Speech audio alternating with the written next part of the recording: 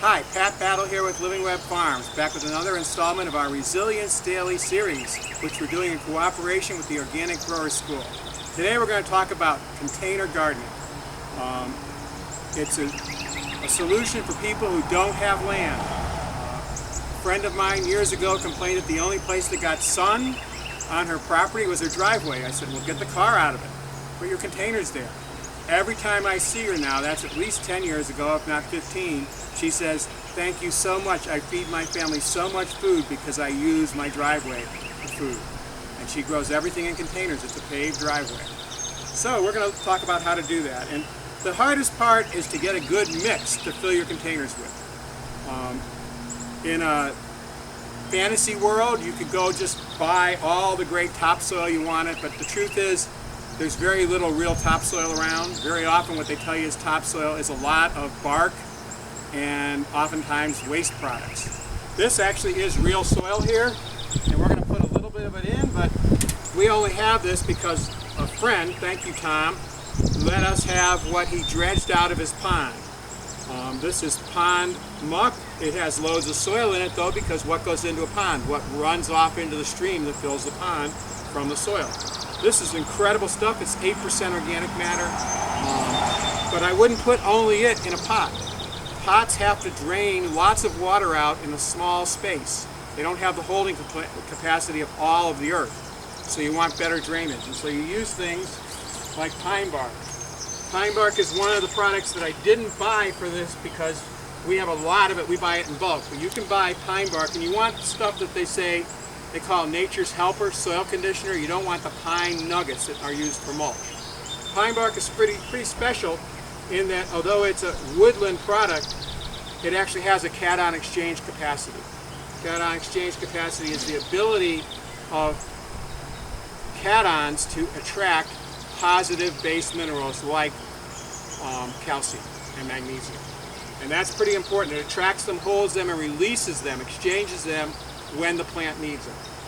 Usually that comes from organic matter or clay, or basically other ways that you make your soil healthy. But pine bark is a way to cheat, and it's a pretty good deal, and it comes from a renewable industry. I don't know how sustainable it is, but it's definitely a renewable industry. So pine bark is an ingredient that we can use for drainage. We also use perlite, and I should actually demonstrate best practices when dealing with this at all, which is to use the mask that I never used to have, and now I have all the time, whenever handling perlite, because the dust is at least a nuisance dust, and they may discover down the road that it's worse than a nuisance.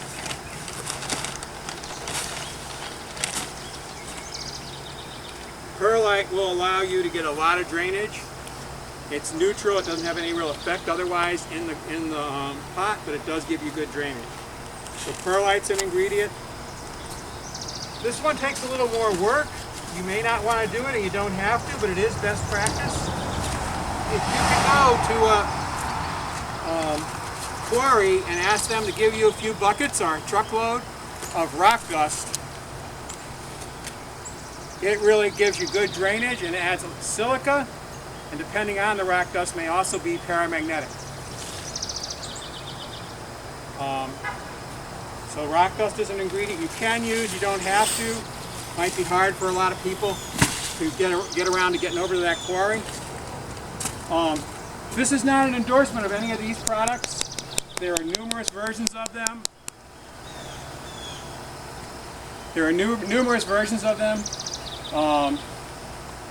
And I'm not thrilled with any of them, but they're what's available, and we want to talk about what you can get. So there's lots of different versions of composted cow manure. By the way, there's lots of sand in this. It's filler, or maybe it's just that they're composting on sand. I don't want to have to speak to their motivations. This is just a big bag of, let's read the ingredients. They're very simple here. Canadian sphagnum, processed pine bark, perlite, and vermiculite. So we won't even be putting pine bark in any mix we make with this because it's already in there. And then finally, this is mushroom compost. It comes from the conventional mushroom industry, but the composting process has probably made the toxins used in there less less of an issue, probably broken them down quite a bit, and all the organic matter you're adding and the healthy soil life will make it that that's not a big issue. I don't know of organic mushroom compost. Well, I take it back, this says organic on it. Maybe that's true. Organic brands anyways. So maybe it's actually from an organic mushroom production facility. So those are the ingredients we'd use. Oh, and then we have our own compost. This one here, what I'm going to demonstrate is mixing the two conventional store-bought items, but this is what we use. We actually make our own compost. And when you're making any container or any soil mix, you never want more than 20% compost.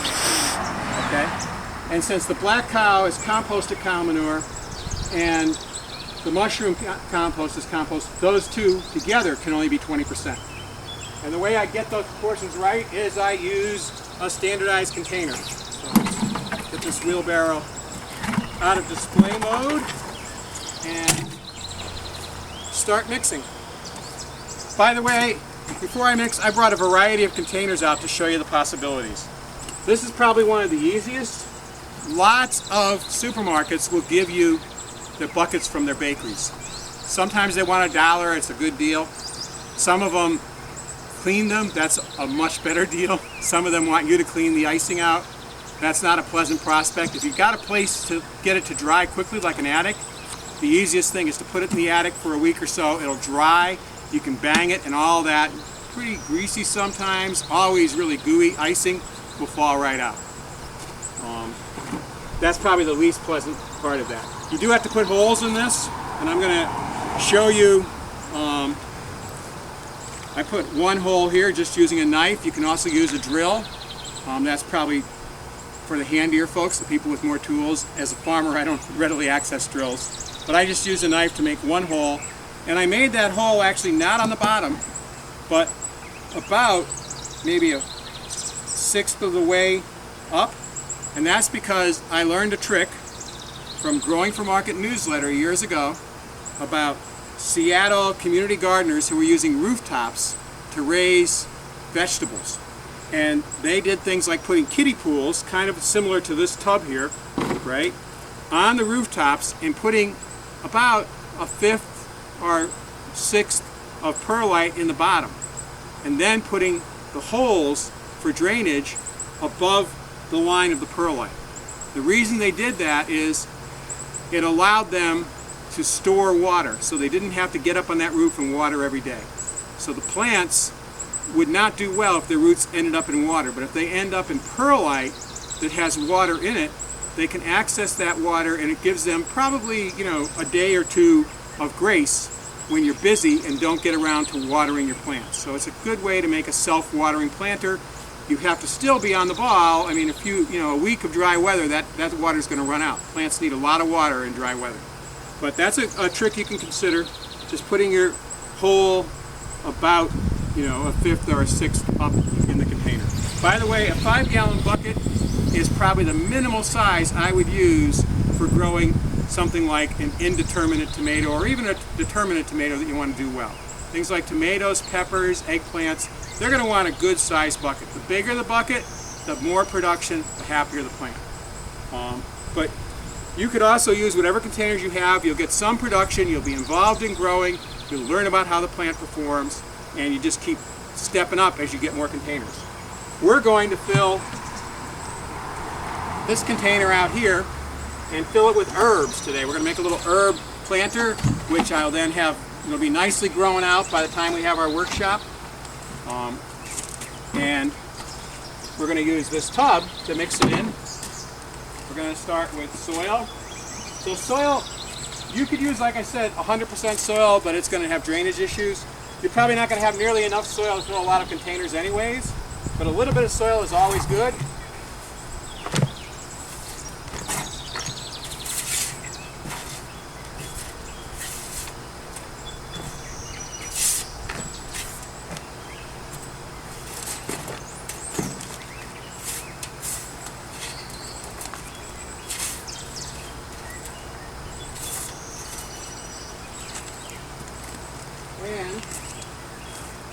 almost forgot to teach you a trick, which is when mixing, and I learned this trick from Jon Nilsson, thank you John, when mixing ingredients, always put the lightest ingredient on the bottom.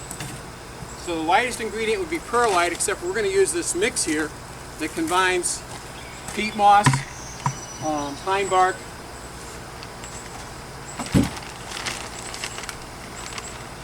and perlite and vermiculite together. Vermiculite, by the way, is another drainage item. It is made from mica, which has been baked to expand it. So, we're going to do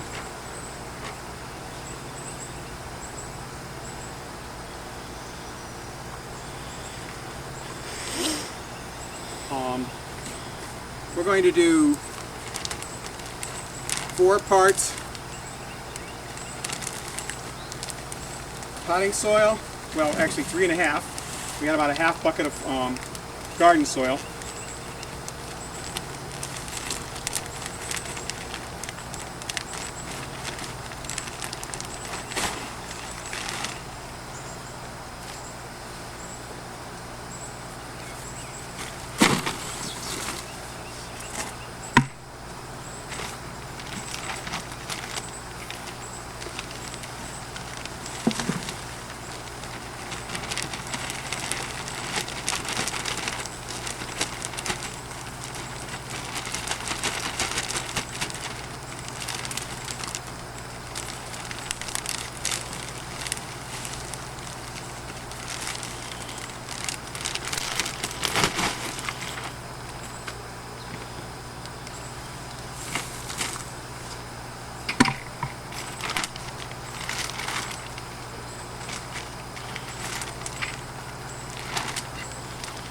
By the way, other ingredients you could be leaf mulch. You would reduce the amount of peat you used if you used leaf mold.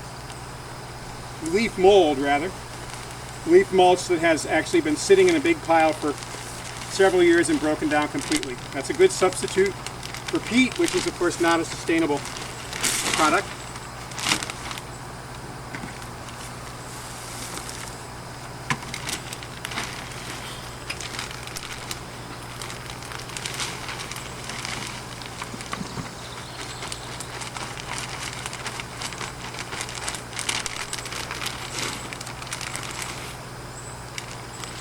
Oh, and I'm glad that I used this to hold the soil, because I wanted to mention something. If you're growing something like lettuce, ginger, or turmeric, all of which want cooler soils, a white container is going to help you to be more successful during the heat of summer.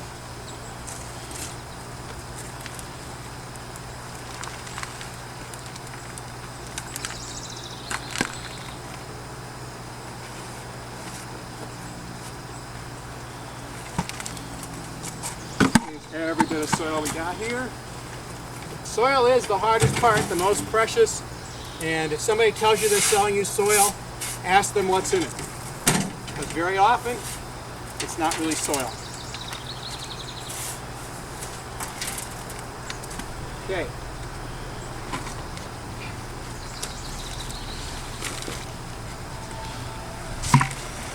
Next we're going to go with the compost.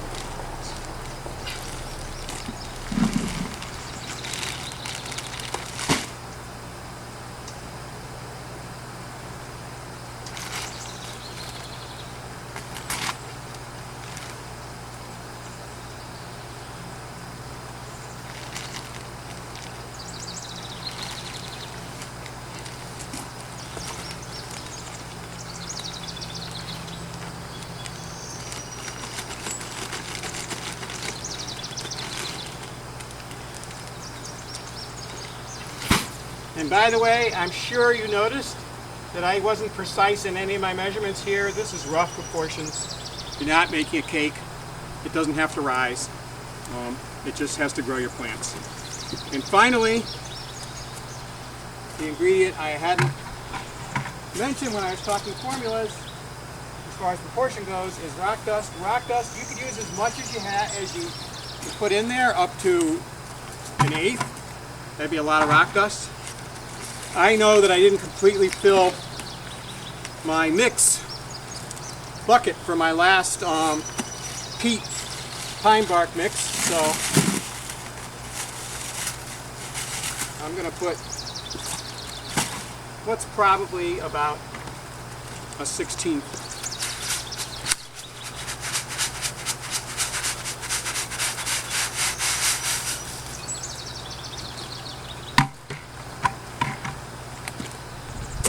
And you can mix this with a shovel. I actually find it faster to do it by hand. That's why I always have dirt under my fingernails. You want to mix it really thoroughly. By the way, if you have soil and there's rocks in it, I just leave them in. I mean, unless you're growing carrots or beets, then you might want to take them out. It's just so much more drainage. It's the way plants are used to growing around rocks. There's probably incredibly micro amounts of minerals that are coming off those rocks, adding diversity to your life.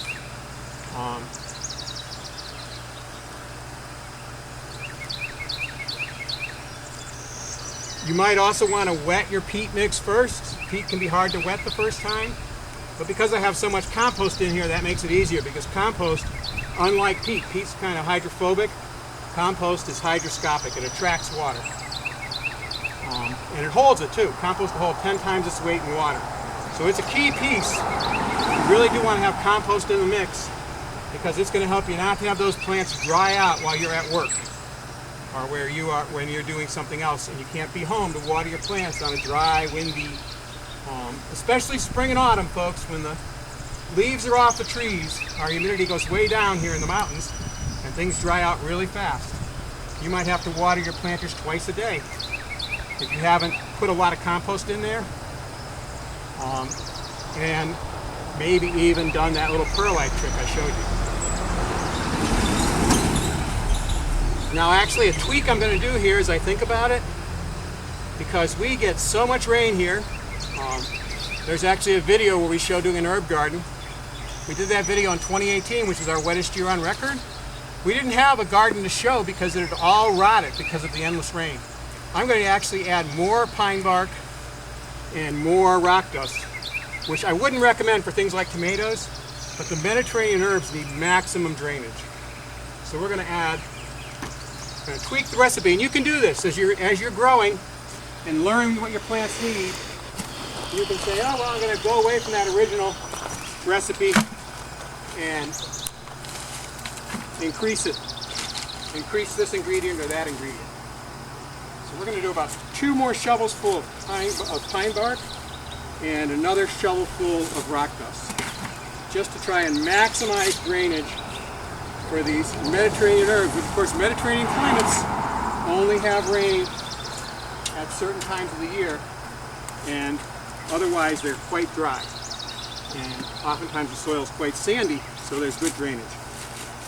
I'm going to guesstimate what a shovelful is here, because it's kind of...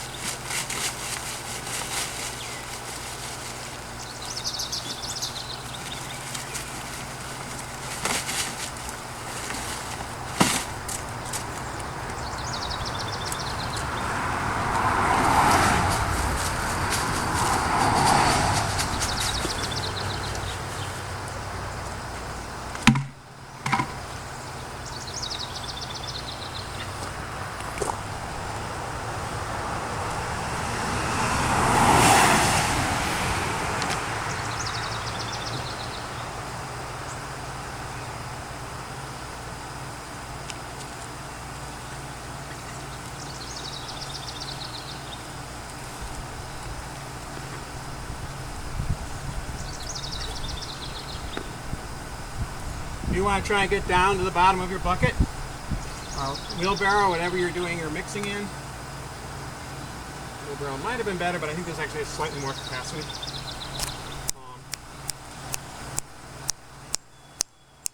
Make sure you have a thorough mix. Particularly important because of the compost. Compost is high in salts, and high salts can be hard on your plants. Probably these Mediterranean herbs will be more tolerant of that than most things, but it's something you want to avoid in general. So get a good thorough mix.